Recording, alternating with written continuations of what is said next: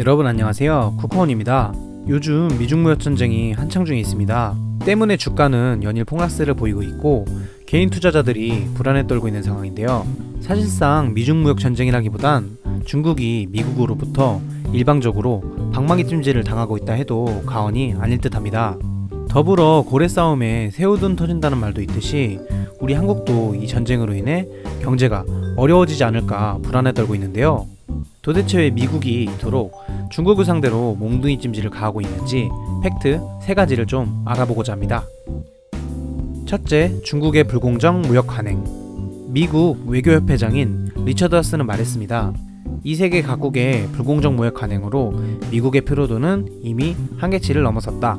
미국은 예전부터 자유무역주의를 외쳤으며 각 개발도상국으로부터 무역에 대하여 관대하게 비즈니스를 진행해왔고 세계 강대국 1위로서 자부심을 지켜왔습니다.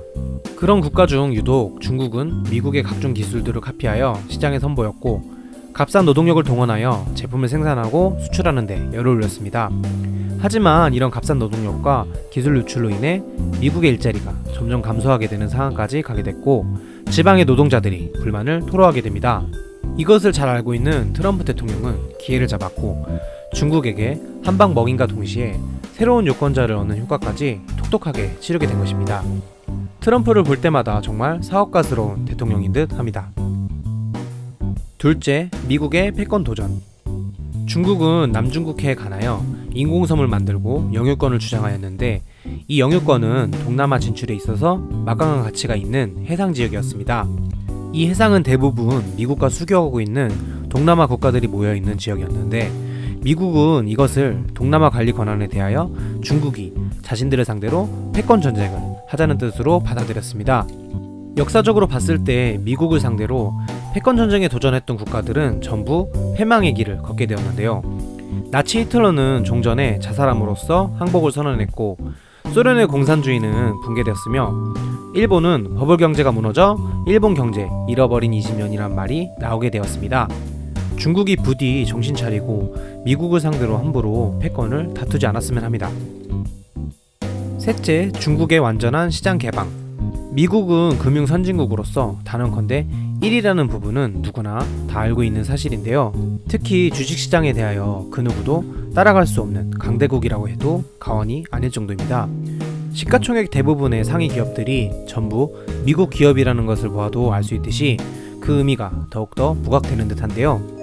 이런 시장 가운데 중국의 금융시장은 아직 폐쇄적으로 시장의 일부만을 개방한 상태인데요. 미국은 중국의 완전한 금융시장 개방을 통해 세력들을 침투시키고 각종 우량 기업들의 지분을 흔들어 놓을 수 있는 위치까지 가게 되어 결국 중국의 경제를 쥐어잡을 수 있는 상황을 만들기 위함이라 할 수 있습니다. 금융강국이 결국 세계시장과 심지어 그 국가의 경제 상황까지도 흔들 수 있으니 결국 금융강국인 미국을 이기려면 최고의 금융선진국이 되어야만 가능하다는 게 결론인 듯 합니다. 많은 투자자분들이 이번 무역전쟁으로 많이 어려워하시리라 생각이 됩니다. 그래도 생각해보면 위기는 항상 기회였다는 생각을 해봅니다. 우리가 다시 과거로 돌아갈 수 있다면 IMF 때와 리먼 사태로 돌아가고 싶다는 생각을 누구나 해봤을 듯하니 말이죠. 기업의 가치에 투자하시는 여러분들은 진정한 투자자이며 언제나 쿠커온이 여러분들을 응원하도록 하겠습니다. 영상을 마무리하겠습니다. 감사합니다.